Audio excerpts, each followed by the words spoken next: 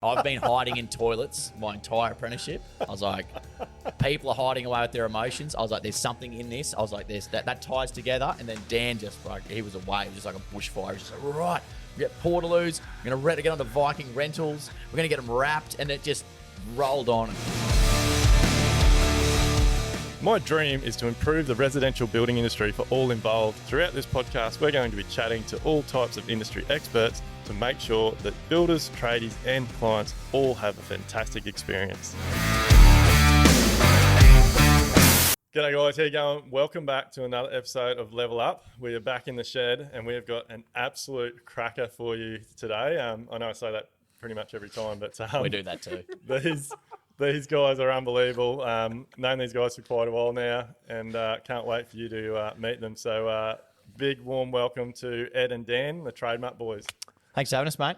No worries. I am blown away that you're here. I think it's absolutely fantastic. Love what you guys are doing and just what you're doing for the industry or mental health in general, really. Thanks, mate.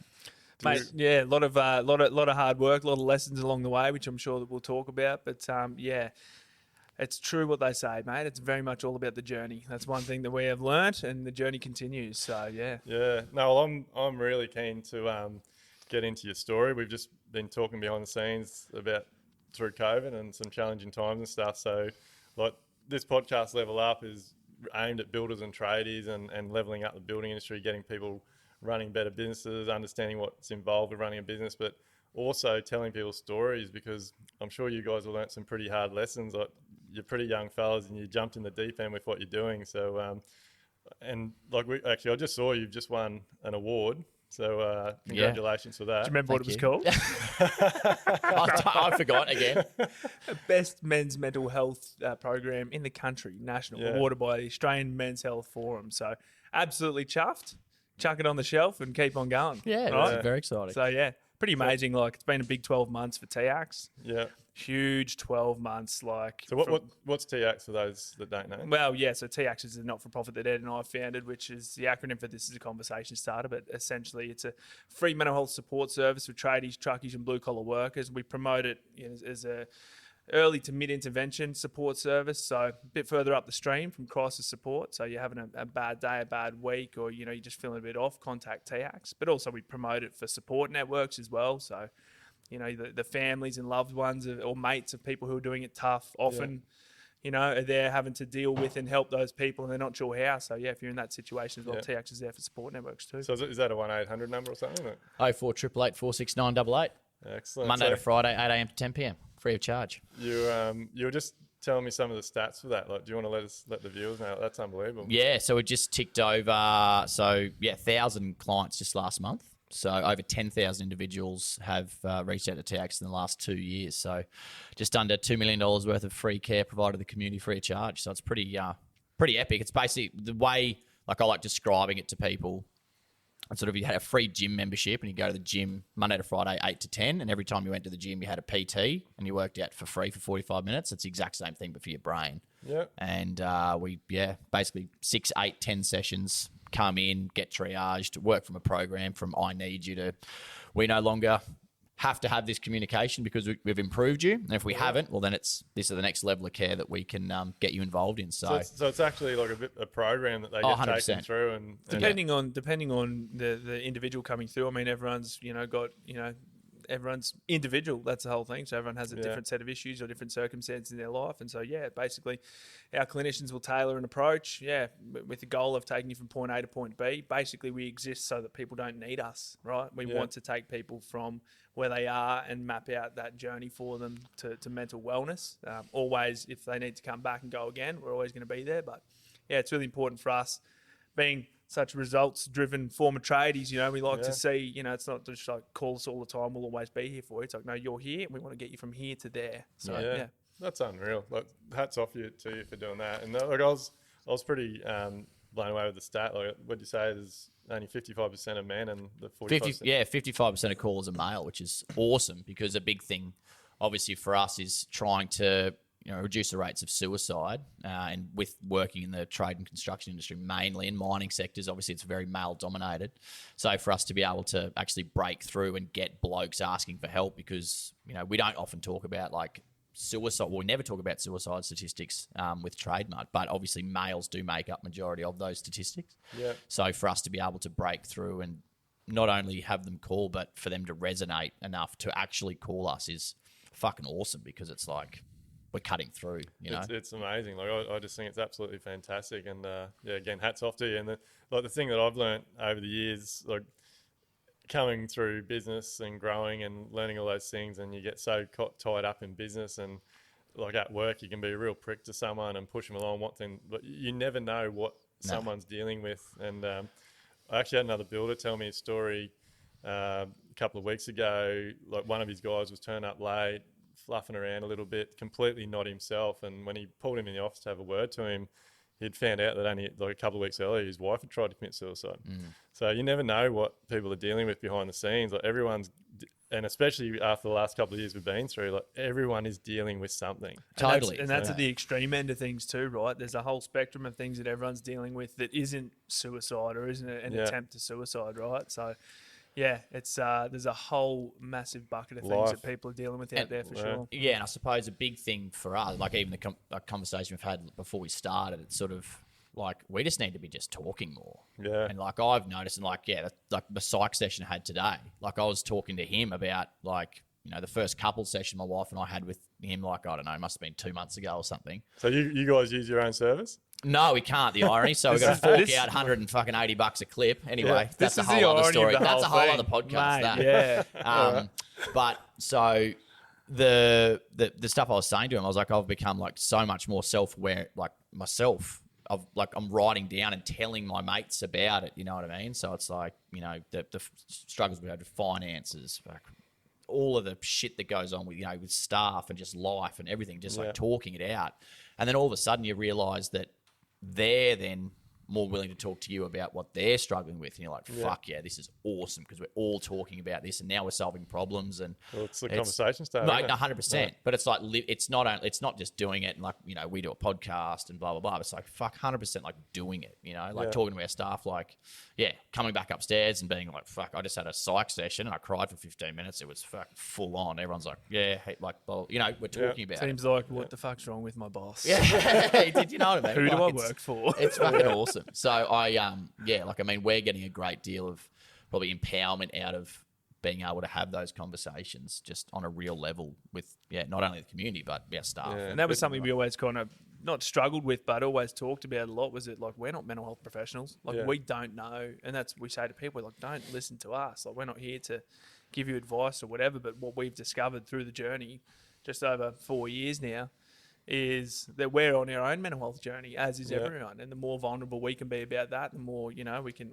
open up and talk about what we're going through. As Ed said, the more comfortable we make it for others to open up and talk. And that's the point of these shirts as well. That's that whole thing. And it's not even just like mental health, obviously it encapsulates everything. Like it affects you daily, but it's also, you know, like mates of mine, they've got a little building business, and like they're talking, like I've been talking about how much financial stress we've been under as an organisation and like business partners and stuff. And then they're like, oh fuck, like, yeah, well, us too, and this is what's going on. And I'm like, fucking oath, like, you know, you need to get a coach. We've done this with a coach. And they're like, yeah, okay, awesome. Like, we'll reach out and find someone. There's not a business owner out there that doesn't understand the stress of cash flow. Yeah, cash flow's king. But it's unbelievable. Like, obviously, I'm on this mission to change an industry or create a new one, and it's been funny. Like, even since we started this podcast, the amount of messages we get just from people saying, "Oh, I didn't know." Like they hear another builder I'm talking to having a conversation, like, "Oh, I thought I was the only one dealing with that." Like, I think a big part of it is, and it's just a bloke thing, isn't it? Like, and a tradie thing. Like, you think you have to know. Like, you progress through the industry, you get your own business. We're all bullshit artists. Yeah, like everything's sweet. It's all bullshit. It's just all fucking bullshit. It's all smoke and mirrors. It is. It's like everyone struggles. It's fucking hard. It's not easy. If it was, then fuck. Everyone work for themselves. Yeah, it's just like it's not like, you know, it goes to such like extreme lengths. Like even like reading the other day, like Facebook like lost $1 billion in the last 12 months. Like, you tell me that Mark Zuckerberg isn't fucking like, Jesus Christ, things are tough. Like, you know what I mean? Yeah. It's from fucking one end to the other. It's like everyone feels it. So, the idea we get through unscathed is wild. Let's take it back a bit for those that don't know. So, you guys were tradies. Oh, Supposedly. I've still got the ticket. Still got the ticket somewhere. Supposedly, yeah. So just refresh my memory, Chippies. Chippies, yeah. So Ed and I are both chippies. So yeah, we met on a building site here in Brisbane. We've got a crazy story of how we met, but we ended up on a site together, working for the same builder on the same day, starting out. So I was a couple of years out of my trade as a chippy. So you had to drag him along. Well, I attached myself to him like a barnacle.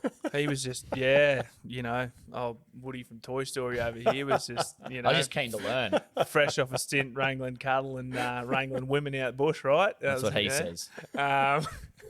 I've never forgotten that. No, you haven't. But yeah, so we that's how we met with the two newbies. And so we kind of got lumped with each other. Big waterproofing job was probably the one that bonded us together more than anything.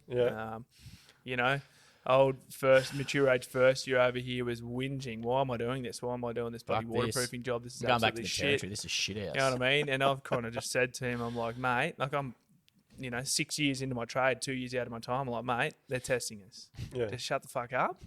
Just stick with me. Let's just get this done. It's a test. It's a test of character. Just get it done. Be good to go. It's been a test ever since.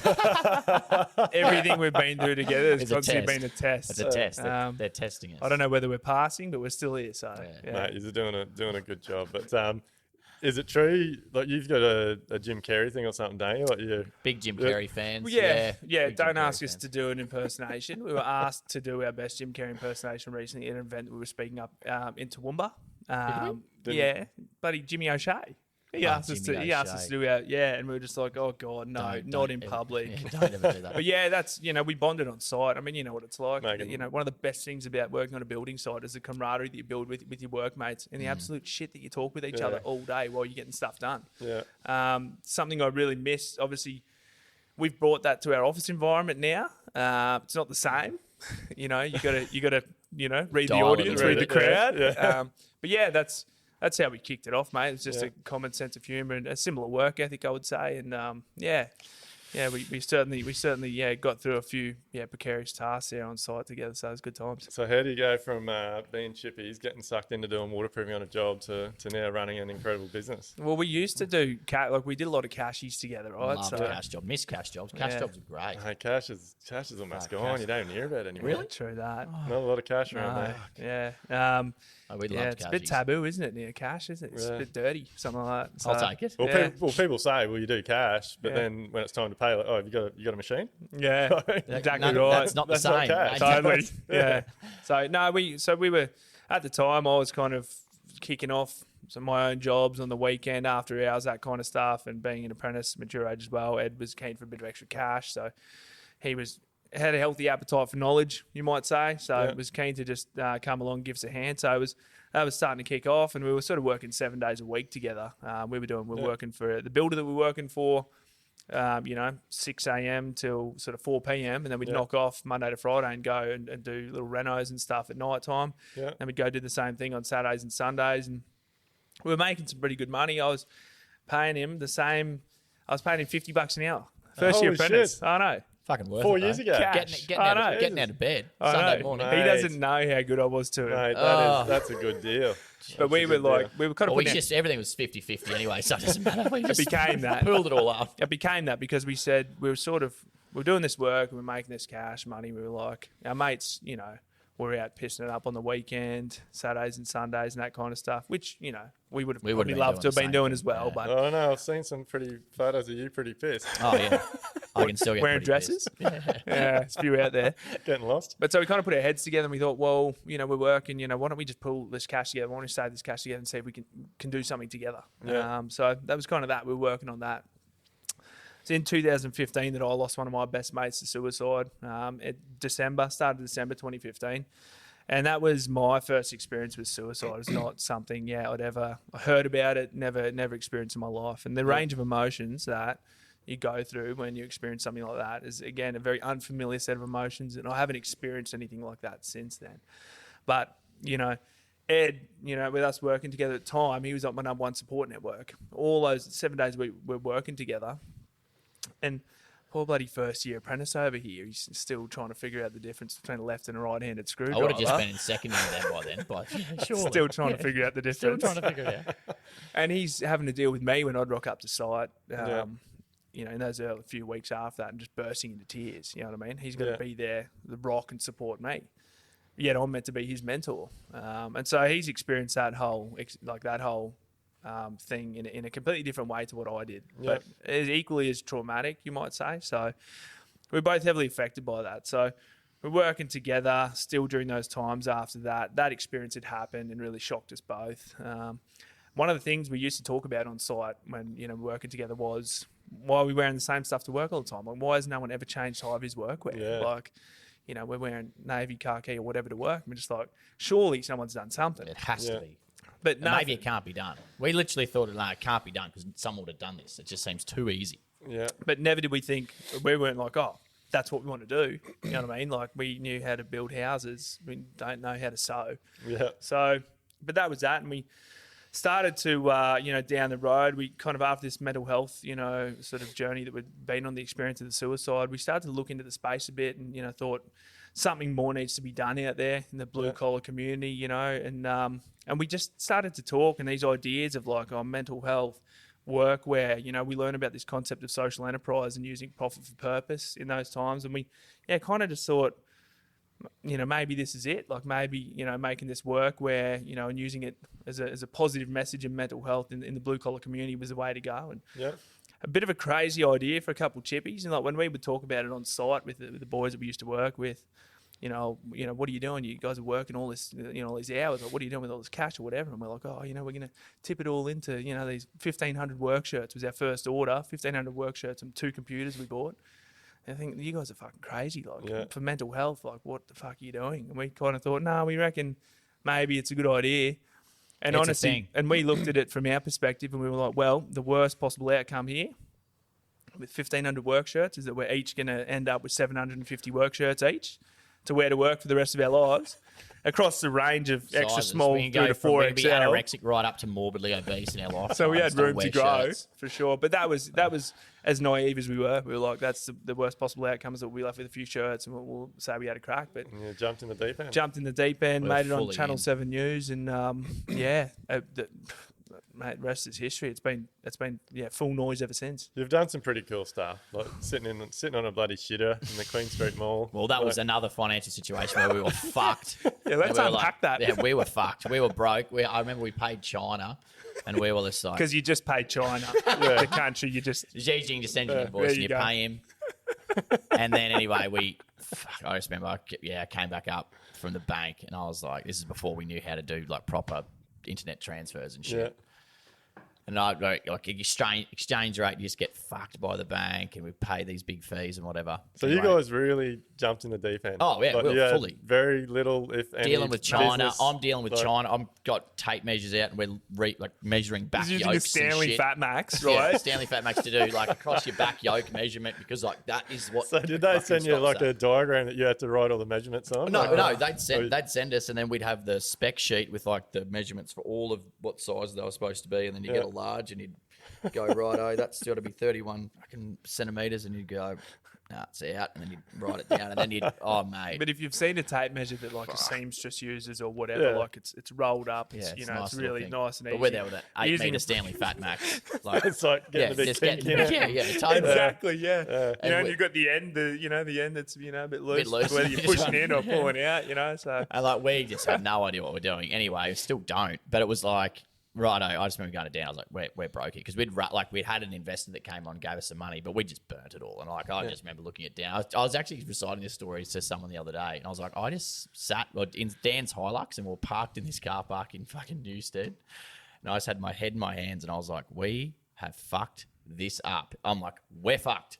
We are so fucked. I was like, I got no idea. And Dan's like, yeah, well, fuck, I don't know. Anyway, I reckon he thought we were fucked. yeah, I was like, oh, we'll rank some people. So Sounds like it. we ranked some people, and Rung some Had a- people we that had a- know some people. we had a meeting, and I remember like we were trying to plan some activation because we had no money, had stock, and we just had to sell it. I'm like, right, how can we do this without spending any money, because we can't? Right. I went and took a shit, and I came back, and I was like, toilets. I was like, I've been hiding in toilets my entire apprenticeship. I was like, people are hiding away with their emotions. I was like, there's something in this. I was like, there's that ties together. And then Dan just like, he was away, he was just like a bushfire. He was just like, right, we get portaloos. We're gonna get onto Viking rentals. We're gonna get them wrapped, and it just rolled on and rolled. The Signorama wrapped them. Viking Reynolds gave us 2 brand new shitters. We rang the Brisbane City Council, said we're doing this in Queen Street. They gave us a spot for free. We went to JB Hi-Fi. They gave us a camera and 2 TVs, and we live streamed it.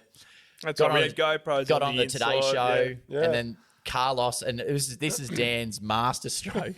It'll be until the day we sell the business, but it was like this thing he did, and it was like Carlos was there. Dan's calling him Carlos on the Today Show. And he goes, Carlos? And he goes, yeah, well, and you'll have to come back in the morning when we come out. And Carl goes, absolutely, we'll have to come back. So we got 2 breakfast prime time fucking live crosses. Yeah. So we did 65 grand or something in 2 days, saved the business. We were back, had cash. Back and running. Got out of the shit house. I remember we went and had breakfast the next morning. We're like, we're back. Fucking oath, we are back. And then And like full of adrenaline, haven't slept at all the night before because you do like 2 live TV appearances like that.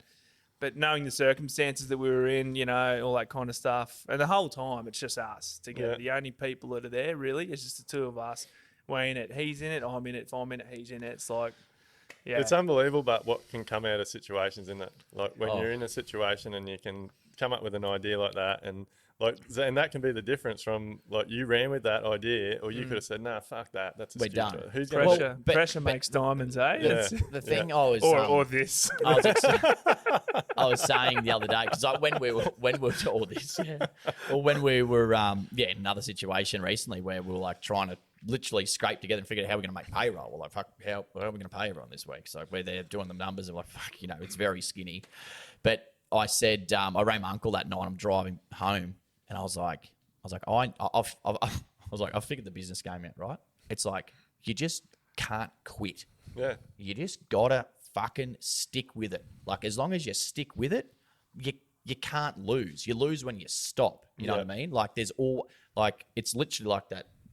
The whole thing is problem solving. It's constantly the mouse problem in the solving. bucket of cream, like in the bucket of milk. You know what I mean? Like you just gotta keep fucking swimming because it's churn that cream into butter. And you just walk straight back out, and then they get caught in a mousetrap or whatever. But but that's literally it. That is literally it. Like all the successful businesses out there, business people, they just don't quit. They just don't quit. It does come with a couple clauses though, right? Like you can't keep doing the same thing over and over again, right? Like it's totally. if you there's never a problem, only solution. Like you've got to keep looking for the solution. Like that's it keeps driving you. But like obviously you got an incredible purpose. Like, and that's the whole thing. And like also, if we didn't have all of that, we probably would have thrown the towel in already because it's like greater than us. You know what I mean? Like we can't stop because we owe it to all these people we have helped, plus the other ones that will require help, including ourselves. So it's like, we've got to keep this fucking ship going. You know what I mean? And how do we make that work? I believe the places I go, like we do a bit of traveling in the caravan and that, and like the places we go, and like we'll walk into a pub or walk into a bowls club or a caravan park somewhere, someone will have socks, a shirt, a hat. Like Trademark is taking over. Oh, I can't remember where it was, but we went somewhere just recently. I think it was somewhere out the back between Warwick and Toowoomba or somewhere, and we're driving along, and like my girls, when they get home from school today, they'll blow their top that you're here. But we're driving along on the highway, and my little one's like, what's Trademark doing out here? And Camille and I are looking around. There's a big billboard with Trademark on it in the middle of nowhere. Yeah. I'm like, they are everywhere. Like, that's how you know you made it. Hey, billboards. Well, just on the way out here, I was just turning off, I don't know what road it was, but only just around the corner. In front of me, a bloke in his 4-wheel drive had the Mr. Feelgood on, the original Mr. Feelgood. Yeah. I don't even think he saw the Trademark turning, but I saw him in that shirt and I was like, oh, there's one.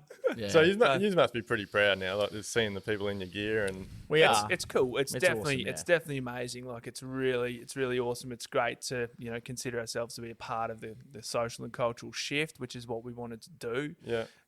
The thing is, it has not been without its challenges. We've had awesome times, we've had hard times, there's been tears, there's been laughs and all that kind of stuff. But, like that award that we're talking about, it's like Ed and I, it's kind of funny, we never really stop and kind of reflect much on, what we've done or the results we've had or the people we've helped, because the job's not done. And it's kind of a weird thing because I don't think there'll ever be a point when the job's done. It's just a continual journey. There's always the next thing. So you get an award, right? Oh, what's the next thing you got to do? What's you build a house, you do a nice job. It's all right. Oh, what's the next one? What's the next one? It's probably something that we need to like be better at because like all our staff, like like Donna the other day, like she was like in tears, like our customer service, like success manager, like she rang up, she's like in tears. She's like, I can't believe it's amazing. It's amazing. I was like, yeah, it's fucking great. Like, I'm like, yeah, I want to feel that, but I don't feel that. And it's like, it's the same thing like with Jace, our alliance manager at TX. He's like, guys, did 1,000 calls in, like 1,000 people called in July. And I'm like, sweet, like that's great. But I don't, like, yeah. And it's not that I'm in this weird sort of thing. And it's like Dan was saying, it's like, that's good.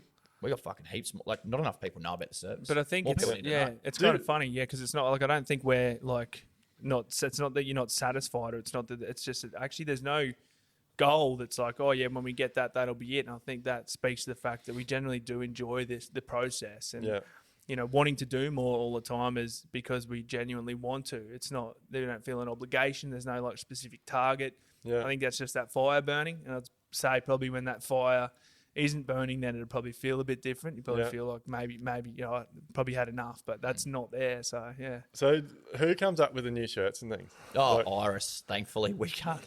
I mean, I've said to Dan, like after the last 5 design meetings that she's had with us, I'm like, what the fuck else can we make? I'm like, I don't know what else we could possibly do. Augmented reality. Yeah, that's the other idea, but it would not right now. So the collection that we've just brought out now, Ed always says, it's actually kind of changing, because he always says, like, we don't have a design bone in our bodies, or we don't know what we're. But I actually really love it. I'm like growing more and more and more to love the design process, and coming up with concepts and all that kind of stuff. With Iris, who's our lead designer. The collection that's coming out today. When does this podcast go to air? So whatever the date is today, we got one coming out. Tricks of the Trade. Yeah. So it's the tradie circus theme, bit of carnival themed, right? The Ekka starts today. So when we're planning these collections, and this is 10 months ago that we're planning today's collection. Yeah. Like, righto, this is Q3 2022, August. Well, come to the end of winter, the Ekka comes to town in Brisbane. People are feeling a little bit more jovial. Why don't we do a bit of a carnival theme, bit of a circus themed collection? So, and that's where we're at now. So, we kind of think about what's going on in the time, the seasonality, all that kind of stuff, and then we try to, deliver meaningful messages through our prints as well. We try to. I'm not sure if anyone ever gets it, or they're just like they're loud prints or whatever. But, you'll have to team up with the Maroons, wouldn't you? Do a Maroon shirt. Wrong, you're talking to the wrong bloke, mate. Come on. Happy to talk about it, but whoo. So, it's more than just workwear now, isn't it? But like the stuff you're doing, like some people like wearing it to pubs and clubs and weekend dress wear, and totally, like it's gone a long way, hasn't it? Well, and that's another lesson we've learned. Like we've gone probably a bit too wide in our like offering. So it's like, if an architect shows a person, 30 different home designs, it's going to take them forever to make a decision. But if they tell them 3, they're like, that's the one I fucking want. Yeah. And like we've come to that realization too, like from a consumer mindset, too much is definitely too much. Like that's a good business lesson, isn't it? Less is better. Like, you gotta narrow it in. Yeah. And don't want to create decision fatigue. And the other thing too is it's like, and builders, I mean, 100%, it's like you are a professional and you know what needs to be done or needs to be built, rather than the client being like, I want this door to go swing out. You're like, no, you definitely don't want that. It has to swing in. You know what I mean? And like, we've got to take the same control with our customer base, because they just all the time, make this, make that, make that. Like, no, we don't need that. Yeah, trying to be everything to everyone. And this is why we make this. That never gets you anywhere. Yeah, no, totally. but it's hard. I mean, it's also a lesson for us, because we've never done this kind of business before. Well, no one really has, I suppose. So, and that's one of the hard things as well. Like, we're not looking across, over our shoulders and seeing similar kind of businesses doing the same thing. What we're carving our own, just rowing our path, boat out into the fucking Pacific somewhere. I don't know. Yeah, we are. We've only got one oar as well, just spinning around. No, but and like I had a meeting today because that's the other thing. Like along the journey, obviously, like we're always asking for help, right? Yeah. And we've also and the way I explained it to this guy today, who I was talking to, I was like, we've always reached out for where we needed the most support in our business. So like, finance, reach out to people, help with big 3-way budget, all this stuff, stock. Jess came in, she's buying director, fucking sorted that out. Facebook, get a professional, blah, blah, blah. Whereas we haven't had anyone It's come in from like a whole macro like business total. Like this is a fashion brand that does social enterprise workwear and donates 50% of its profits, and it's got a marketing team. And like I was explaining to him, I was like, mate, if we were just selling high-vis workwear and we didn't give a fuck about all the stuff we're trying to change in the culture around mental health, we would have a staff count of probably 5 people. Yeah. We got 12 because we like, you and care. it's a detriment. But it's a detriment to, like, literally, like Dan's been saying, he's like, your biggest strength is also your biggest weakness, because we give so much of a fuck that we need all these people. Because it's like, right, we need someone that can do all the EDMs and the impact EDMs. Someone's got to write all the blogs. Someone's got to get it up on the website. You got to get the podcast done. Like all of that, it's just all that extra stuff. Whereas if we're just slinging high-vis workwear, it's like we just have a bloke answering the phone, some people making it, and pretty much someone do a couple of social media posts, job done.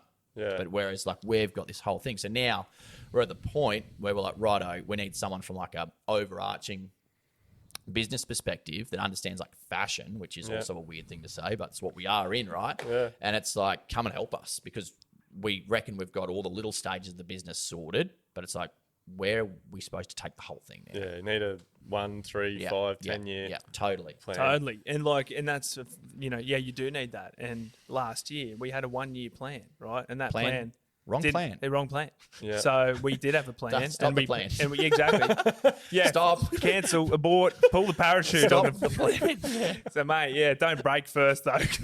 Parachute, then break. Parachute, then break. Otherwise, trouble. But yeah, so that 1-year plan, it didn't work. The world has changed. COVID was hard, right, for a lot of people, a lot of different businesses. The lag time and the after effects of COVID are really coming through now. We're seeing a lot in the building industry, but this year for us, that's probably this year for us.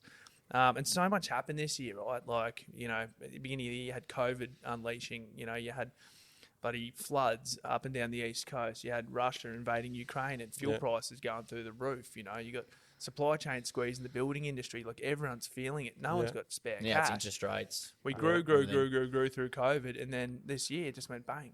You got inflation, you got an election, you got all this stuff, right? Yeah. So what we planned for, and the only thing that we could use to plan for or with was the data that we had previously, and that was going like that, right? And so, obviously we want to continue the success or the growth, but it's amazing how things change. So have a plan, but we've learnt this year that got to be able to pivot. You got to be able to pivot, and things happen outside of your control. And also, it's like risks. Like our appetite for risk 6 months ago was, we'll borrow $500,000 and just spend it all on stock. What a fucking great idea. Now it's no more. Like, stop doing big risks. You know what I mean? Like, we can take smaller risks that have got good upside, limited downside. Like, let's just chip away month on month, not go, let's go all in one hit, because it's just trouble. That clap's not going to sound good in these microphones. Sorry.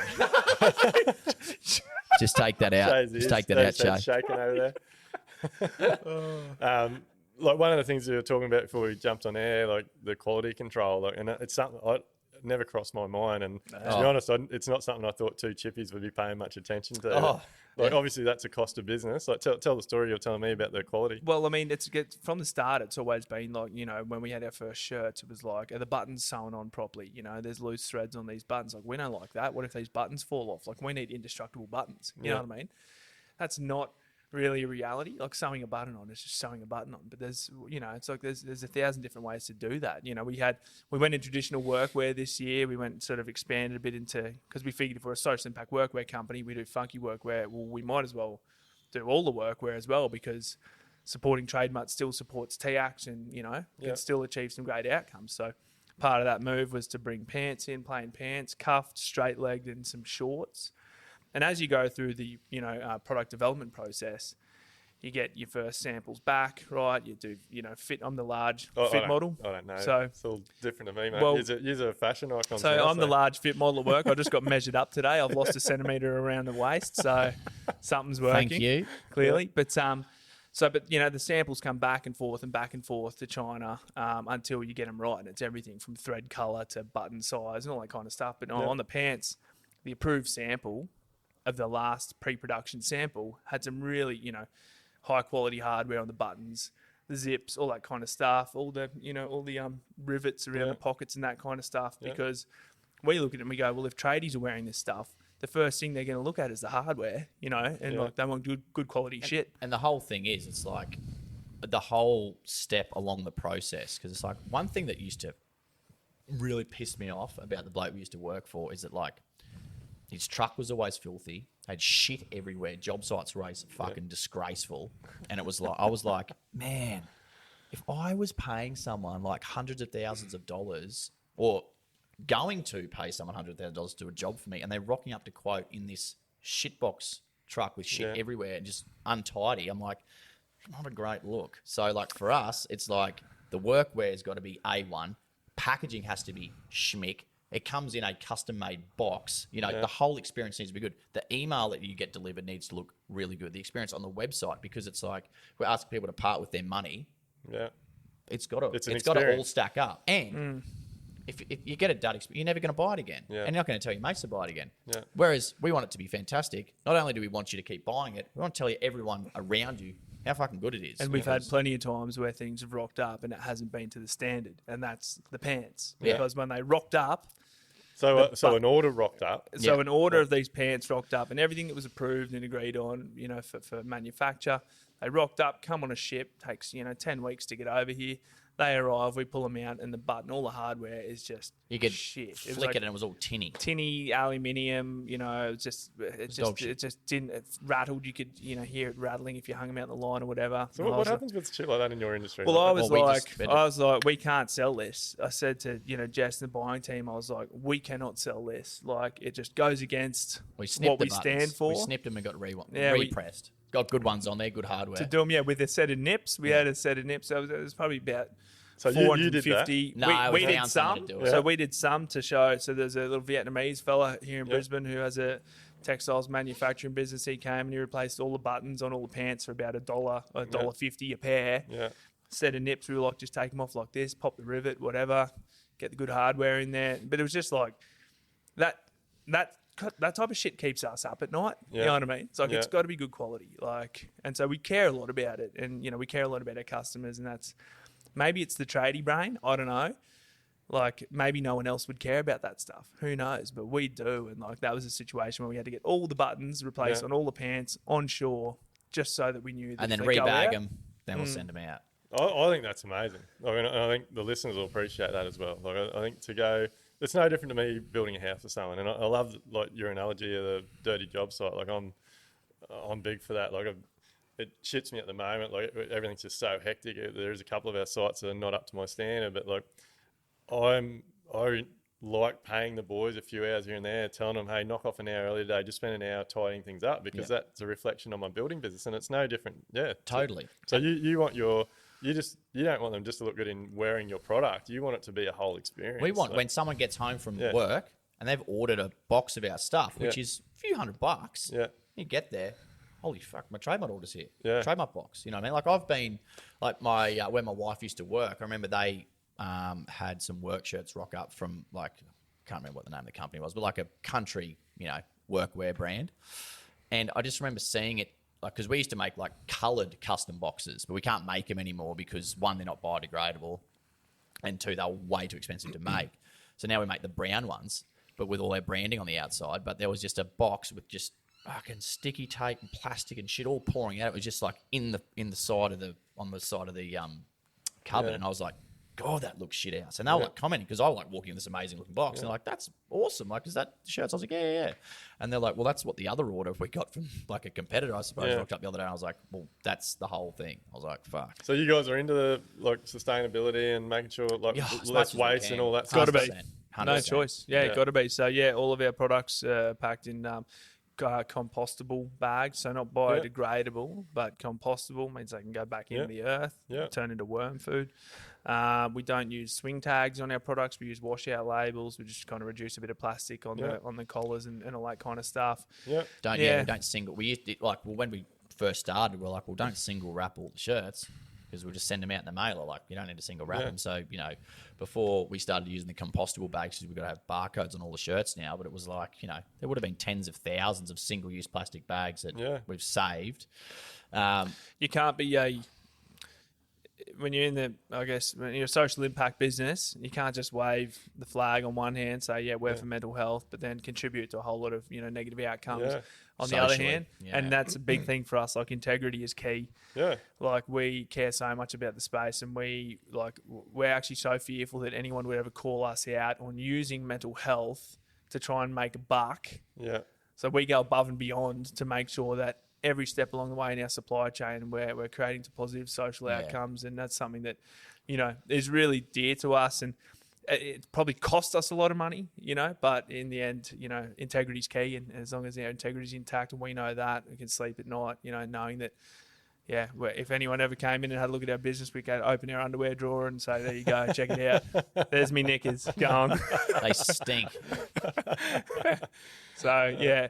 It's an interesting one, but but even like the services, it's the service is key, and sometimes, even when you're, say, not wrong, or say someone else, is incorrect, they're pulling it on. Yeah. You got to sometimes it's worth biting the bullet. Actually, almost all the time, it's worth just sucking it up and getting it done right. Like our customer service, like Donna, the team, like. We'll go above and beyond if anyone has a bad experience. If anyone has a defect in a shirt, like we'll replace it with 2. You know what I mean? No questions asked. Like the other day, this is actually hilarious. I wish I had brought these shirts. We had a return come in, right? Yeah. I won't tell you any details, but it was embroidered with an earth moving company and the name of the bloke on there. They had 3 shirts, brand new high-vis shirts. They reckon was wearing one of them, and it tore just down here on the shoulder. Yeah. Right? And then they're like, oh, no, they've all torn exactly like that. And they've sent us back 3 shirts with a tear there and a tear there. And on 3 shirts, identical tears, obviously done by hand with like a Stanley knife. But, like, obviously they've torn it somehow, and they've gone, hang on, I know how to cover this up. I'll do it on all 3 shirts and be like, your product's faulty, right? So they've sent this back, and we've looked at it. It's embroidered with the company and the name of the employee on there and this kind of stuff. And we're like, this is a lie. We're like, but here's some replaced replace shirts. it with all of them. That's all right. Mate, you're going to get them, aren't you? A fun story for you. But it's like a really easy thing for us because, like, kill them with kindness. Yeah, that's like our rule. Our customer success team, because they're like always like, oh, like what else do we need to be doing? I'm like, we just never want to hear that anyone's had a bad experience or they never heard back. Yeah. That's it. Like, that's the job. Like, just reply to everyone, give them a great experience. That's it. Yeah. Like, it's just like... And I think when you do that in any business, you pull the people up that are trying to take the piss. Because they're like, oh, shit, I wasn't expecting that. Yeah, it's like, oh, we'll just send you a friend. I remember, that's right, someone, they sent a photo of a shirt, and it was just completely rooted. It was just rooted. And I looked it up, and that had it for like 2 years. Like, I'm like yeah, mate. I was like, that's a worn out shirt. But I didn't go, mate, it's fucking having it on. I was like, yeah, no worries, send you a new shirt out, send it out. It's unbelievable. That's you know what I mean? Yeah, you got to draw a line somewhere. You know what I mean? But this is the thing. People don't do it. That's one person in 4.5 years. That person goes and tells 10 other people about look at the amazing experience. You know what I mean? Yeah. It's so like that's 9 new customers that all we had to pay for was $65 one shirt. It's kind of the way we look at it. So bloody hell, he's a good bloke, aren't you? Well, he is when he's asleep. So what's like? Obviously, you've made it through some challenging times, and you're just saying this year's been the hard year, like they do say that like any business that can make it through the 3rd and 4th year will be successful. So, like I have no doubt, like your purpose is amazing, so I have no doubt you're going to power on. But it's how you deal with these situations, isn't it? Like that'll make or break you. Totally. And you have those moments where like we talk. Like I'm so grateful that. We're both so grateful that we got each other. Yeah. It's kind of a funny I couldn't imagine what it'd be like being a sole operator, but that's a whole other podcast. So what do you do? Like, if you have an awesome week or something great happens, like what do? You use huggers, you use high fives? Nah, he doesn't like touch. I like touching him to stir him up, but like he doesn't. That's nice. But he makes me feel funny. We're just on the phone like, fuck. All the time, like we do. We've got a high five. We do a backhand high five that we do to each other. That stuff, but like I mean, we're just constantly communicating with each other. Like even like driving here, we're on the phone to each other pretty much the whole way. Like, and on the way when we leave here, I'm sure we'll probably be on the phone for an hour just talking complete snot. And But it's always like I don't know, like a lot of problem solving, a lot of like, you know, we each take turns of like being up and down, and when the other one's down, the other one will lift the other like one a up. marriage. It is exactly like a marriage, and we talk marriage. about this, and he talks about with his wife as well. And it's actually a bit of an issue because I think we communicate better in our marriage than what he does in his actual marriage. So I just say that to him to make him feel special. Well, that's a marriage. I know it's true.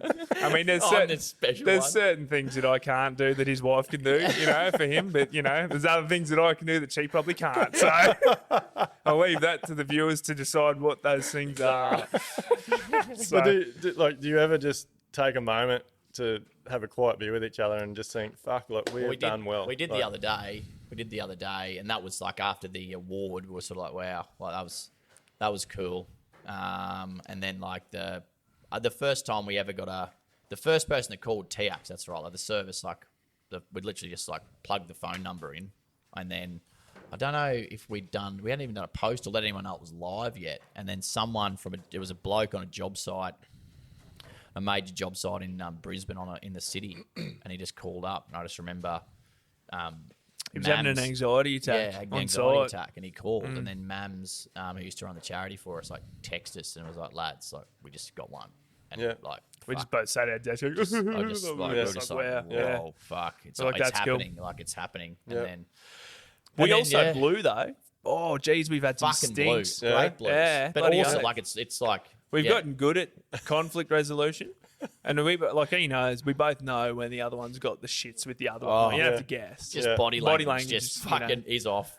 I've done something here. You know, and there's always a blow up. It always comes to a head somehow, and then we always have it out. You know what I mean? And we've got good at having it out. And I think that's a key thing. Like we've never run and hid from the hard conversations, which I guess is what our business is all about. And actually, you know what I've realised, like when we do blue, again, it's like a marriage. We don't actually blue for either to have a win. We just have it out. You know what I mean? Like we'll niggle at each other. Like him driving here today, like he was trying to beat me to get here. Like I knew he was. And then, you know what I mean? Like that's just niggles, banter, right? And then he fucking missed the turn and I made it here first. So he looked like an idiot. But when we have God, I didn't realise it was that obvious. But when you have like a fucking almighty, like it's on, it's just so we can both be understood of how we're feeling. It's not I'm right, you're fucking wrong. This is it. This is how I felt. This is what's happened. This can't happen again. It's like totally. I'm sorry. That's what you know what I mean. It's not I'm better. You lose. It's never been that. Which is like the whole reason it's still working. It feels like a pretty unique relationship, to be honest. And like we came in as mates, we're still mates now. You know, being in business together is very different to being mates, to be honest. And we've always traversed that line, I guess, because, you know, when conversations need to be had, you've got to find a way to have them because, you know, one thing that we've learned from I guess we are on our podcast, Josie Tucker, if it's on your mind, it matters. Yeah. And it's, you know, and it's very true. Like if you're stewing on thoughts, if you've got something going on there, it doesn't go away and it will find a way to come out of you. And I guess that's like a lot of things, like stress or like any mental illness or, you know, whatever you're going through, whatever emotion. If it's true and you're feeling it, it will find a way to come out somehow. Yeah. Just depends what that looks like, you know. And normally it's when your things aren't going well. Because like, and Dan again like says it all the time. It's so true. Like if something might be happening, like small things, like the way you're applying an email or something, right? Just the way you end it, just randomly. And I don't even think that's not even being a thing. No, right? but just a small Use thing. As an example. Just an example. There's a small thing, and then there'll be like one other little small thing, and one other little small thing. But it's not enough to go, oi, just stop fucking doing that because this is why, right? And then it'll get to a point where, like, big sale fell through, or someone's late to a meeting, and then fuck all of those other things tip off in that one instance. Well, this happened, but then that happened. And then you're a fucking bastard because you never fucking did that. And it's like, whoa, man, I was fucking 5 minutes late to a meeting. Like, don't fucking shoot my head off. But that's what can happen if you're not having those conversations. And like Dan, even today, pulled me up on something that I no fucking idea I'd done wrong. And he just told me, I was like, okay, cool. I know that now. I won't do that again. You know what I mean? So it's like that level of openness and transparency to Definitely just nip shit in the bud. Oh, fuck it. There you go. Marriage. There you go. So yeah, it's very interesting, but it's like we've learned a lot about relationships through our own business journey for sure. And it takes work. It takes work, and like I'm sure it's the same as any business relationship, any marriage, you know, even mateships, all this kind of stuff. Like relationships that are worthwhile take work. There's never a point I think where you got it nailed. You know, and you've always got to have the hard conversations. So did you? Because I think it blows my mind that you guys were carpenters, and now you're running you're a fashion business, aren't you? So this is the difficulty. Yes, that is the case, and we've always tried to grapple with this whole thing of we are a fashion business, but we've always been uncomfortable with that description because we don't identify as that. Yeah. But we're traversing this line again of workwear, fashion, social impact, mental health, community, all this kind of stuff. Like it's quite a unique mix of things. But I think the fact that we are tradies is why we've been able to, I guess, get this far, because we've looked at it through a different lens. But I think what I was trying to get at, like, you never know where your journey's going to take you, and if you're not open-minded enough to talk about things and have, like, you guys have definitely had a crack, like to come up with that idea and then come from where you've come from, and everyone can tell how passionate you guys are about it now. Like it's just when you're in a room, it's well, it's interesting. My wife yesterday said she's like. When she's talking to her psychologist, had this realization. It's like, you know, people either live life or people live through life. You know what I mean? And like I proudly know that like we're like living our life, like we're having a fucking go. You know what I mean? Like we're just sitting back waiting for it to happen. We're just like, fuck, righto, let's have a go at it. You know what I mean? We're living in this. It's the stress. It's fucking great. Yeah, you know, like, mate, this is what it's all about. The big stress. But that you never know where your path's going to take. And that's the thing. Like when I was a chippy, like the natural progression from being a chippy is to become a builder, right? Yeah. But not every chippy is cut out to, you know, run a business as a sole trader or whatever. You don't learn that stuff. And not every chippy is cut out to become a builder and run a business, because being a builder, as you know, is nowhere near the same as being a chippy. Yeah. Completely different set of skills. But any trade, like any. Yeah, exactly. Yeah, any trade, totally. And like you know, through my journey as a carpenter, like I worked for a lot of builders, right? And they were of different, you know, quality in terms of how they run a business and how they manage themselves. And the overarching thing was there was a lot of stress. There was a lot of, you know, lost time with the family, all this kind of stuff. And I always question, like, is that what I want? Like, I don't know. Then it's like, well, what do I want? And so I was probably in a world where, happy as a chippy, love going to work every day and seeing what you build. That's a great feeling. But I'm like, I don't know what if I want, you know, being a builder, but I don't know what it is I do want. And it's amazing how, like, if it wasn't for that time on the tools, that being a stepping stone to get to be doing this, if we didn't do that, we wouldn't have the credibility to be doing what we're doing now, right? Yeah. So it's amazing what happens. So, like I think some people get so tied up in like constantly trying to figure out what do I want to do, and especially these days with social media, they think they have to follow a certain path. And I think the fact that you guys have got off that typical path and had a crack like at what you're doing is just incredible, and it's definitely an inspiration for everybody, I think. Thanks, mate. Definitely doesn't feel inspirational. So like, come run it. You know what I mean? Like, the code to the door is whatever. You know, like come on in. You know what I mean? But yeah, totally. Like I get that, and I hope that like anyone out there that has an idea or wants to have a go at something, fucking do it, because you're going to be in a pine box one day. Yeah.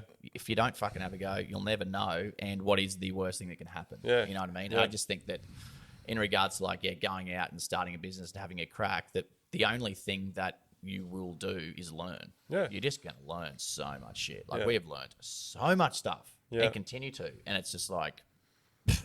So what's next? What's next for Trademark? What's the...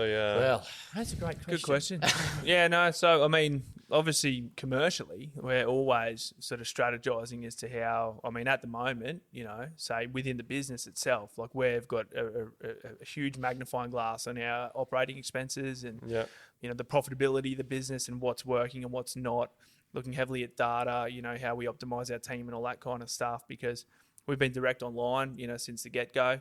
We sort of said no to a whole lot of retail stuff because we never wanted to dilute our brand. Yeah. We were very protective of what we were doing, and we thought, no. It's like subbies being out there doing your brand. You're like, Like we were talking it's not about, me." you know, we care so much about the product and the customer experience. It's like we didn't want people to miss out on that. But, you know, now we're looking at it, you know, thinking, well, people who buy stuff online are not the same customer that goes into a shop to buy this stuff. Yeah. And, you know, we're getting into sort of, you know, siloing, I guess, our product offerings and our revenue streams and looking at how we can optimize our operation. So that's the whole thing.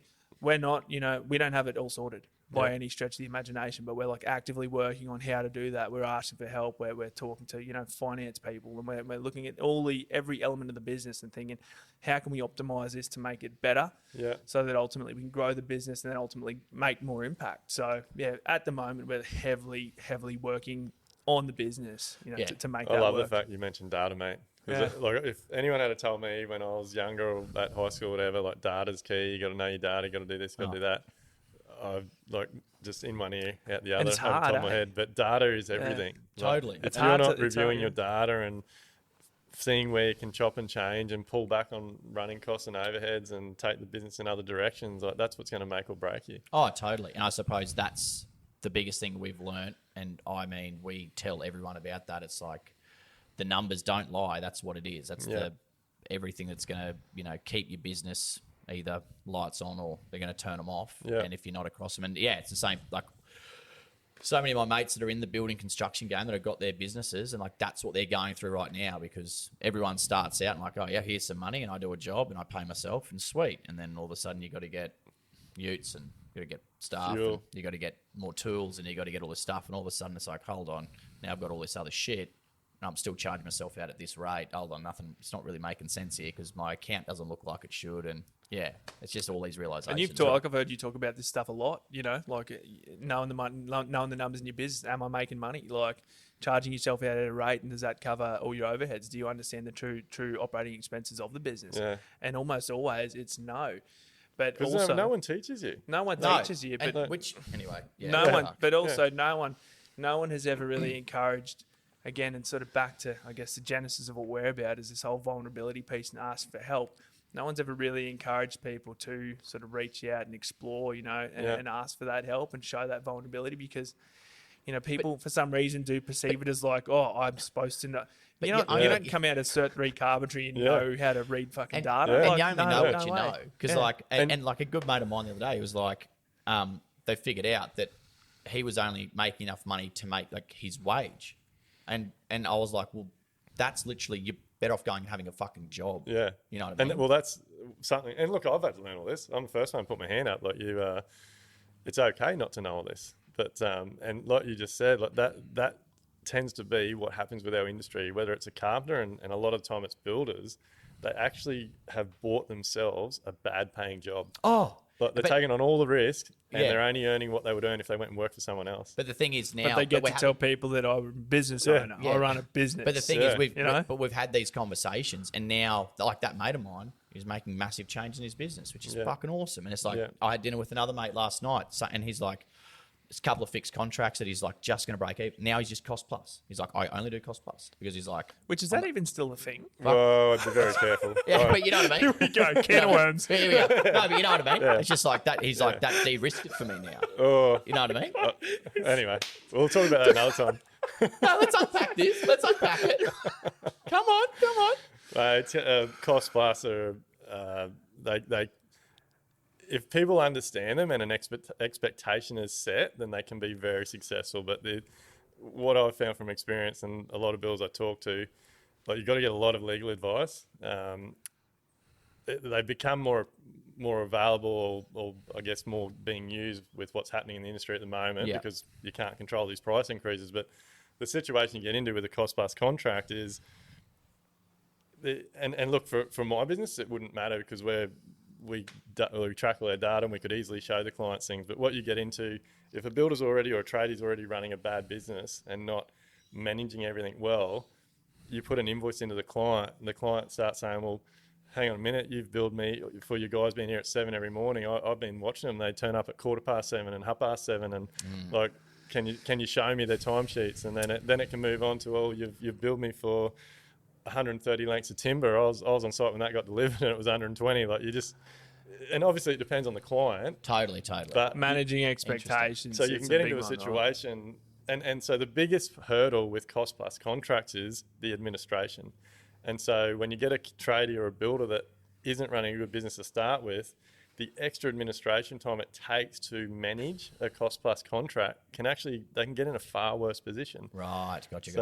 Interesting. They're good and bad, but Hey, you're fucked either way. I'm not getting in the building game.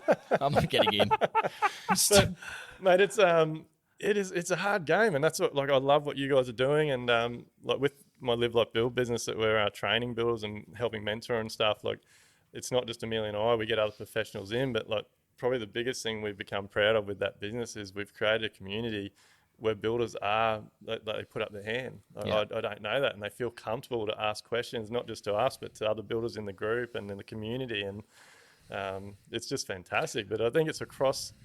Well, it's not just our industry, is it? As you guys are finding out, it's every business. It's every business. Service based, product based. You would have seen heaps. So have you been seeing heaps of strife with fixed contracts during this period, like costs and prices going up? Like what actually happens there? Like, because I'm like, wow, the cost of steel going up. The way it has in timber and this. It's huge, mate, and we've definitely had to adjust our business model over the last little while. But look, I think. And look, I'm definitely no expert in this, but like I've definitely, like, it's a purpose for me now. Like, I'm on a mission to create a new industry, like one that is acceptable to talk and to ask questions and to have an association that helps people with real life stuff. Like, that's why like my software Quoties is doing really well, because it's made by tradies, and like Live Like Build's doing really well because it's Amelia and I. We're in the industry. We're not someone that's just putting our hand up and saying, hey, we can help fix this, and we don't actually have any experience with it.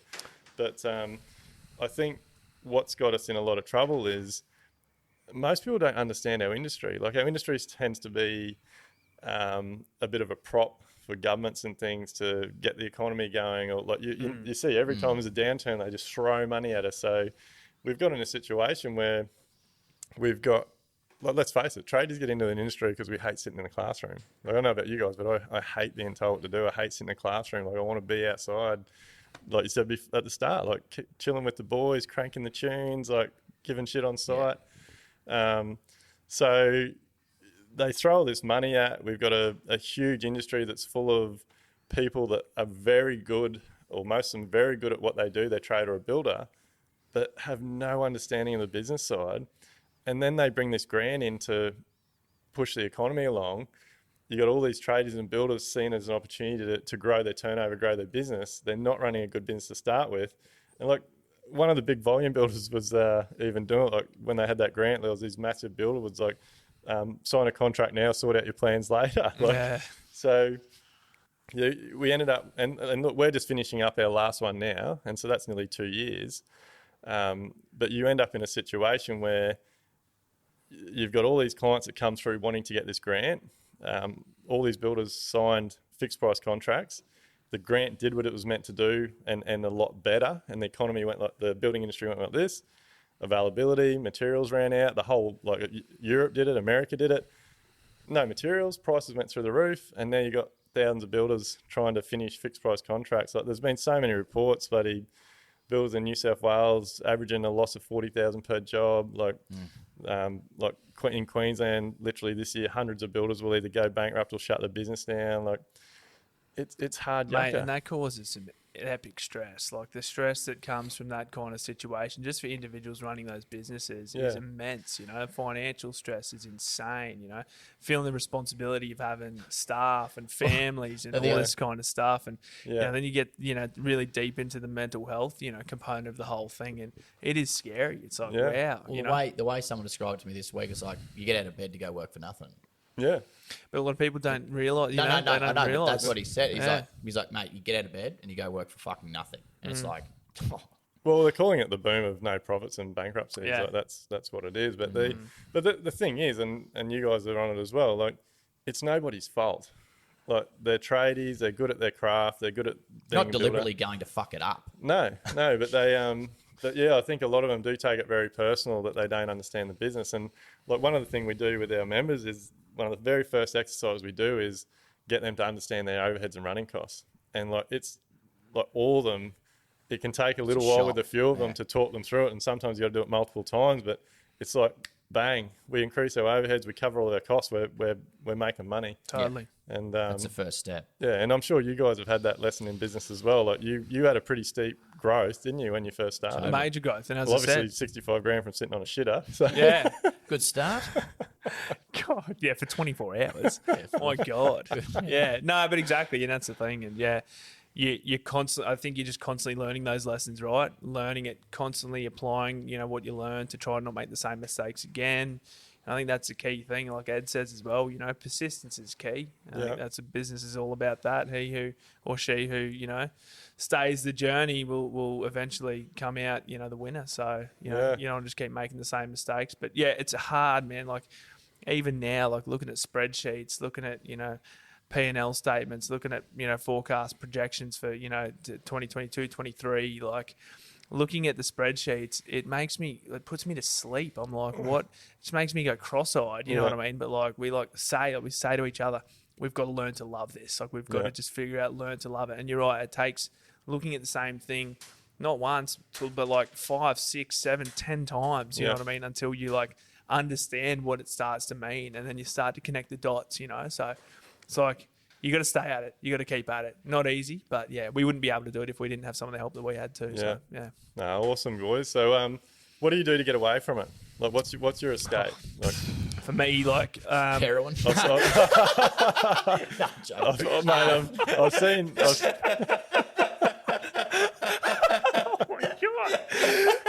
That's a first in all this time. That's Yeah, a I thought first. that'd throw that It's way. like, that's what it's been this whole time. I was wondering how you were managing. Oh, it's going to be an argument on the way home. No, if it wasn't, that'd be something else. No, for me, really understanding in the stressful times what it is that fills your cup. For me, like I'm in a couple of social cricket teams. I play 2020 on Sundays. I play indoor on a Tuesday night. If we get rained out on a Sunday, or if we've got a bye or something on a Tuesday night and I don't play, I notice a difference in myself that week. I'm just like, something's not quite right. Like for me, it's really important to, understand who is in my support network outside of work, who my mates are, my family and stuff that I can rely on, spending time with them, talking shit, doing the things that I love, like cricket, like getting away on the weekends when we can, like that kind of stuff. Like you got to know what it is that fills your cup for sure. So Well, mine's just watching rugby league and going to the gym and stuff's been good for me this year. And then just spending time with mates, basically. Just that switch off time on weekends, not answering the phone outside of hours, just being really strict on yourself and being like, nah, like it's not now, that's a later. Yeah. Do that later thing. So. Unless it's me. Yeah. You have some benders. Sorry, love answering him. I've seen some photos of you, mate. I know you have some benders. You like getting What it. photos have you seen? Are they the ones in dresses and I high haven't heels seen- and I haven't stuff? seen any That in is a good dresses. photo. What else have you put up? actually. Mate, I'm keen to see this So stuff. am I. Yeah, I mean, I've dragged you out of a few scenarios, haven't I? So anyway. So look, we'll really appreciate you coming in. I definitely think having your us. purpose is incredible. I think you're only going to be very successful, I think, from what you're doing. And so for the people that are listening, like how do they find you? How do they get in touch with you? Yeah, trademut, TRADEMUTT.com. And if anyone wants to reach out to TAX for early to mid-level mental health interventions, just 0488 469 88. Yeah, awesome. Well, Mate, you got it. You said it all. Thanks for having us, mate. Yeah, no worries. It's great to watch your journey too, mate. You're talking about throwing yourself in the deep end, and so you're doing the exact same thing. You're out there. You got your quoting app. You're doing Live Life Build. You got your own building company. Like it's also motivating and inspiring to see what you're doing as well. So, cheers, mate. right back at ya. No, I appreciate it. So, look, guys, we'll wrap that one up. But as usual, you got any questions, you want to know anything, you want to come on the podcast, give us a shout out. Cheers, guys.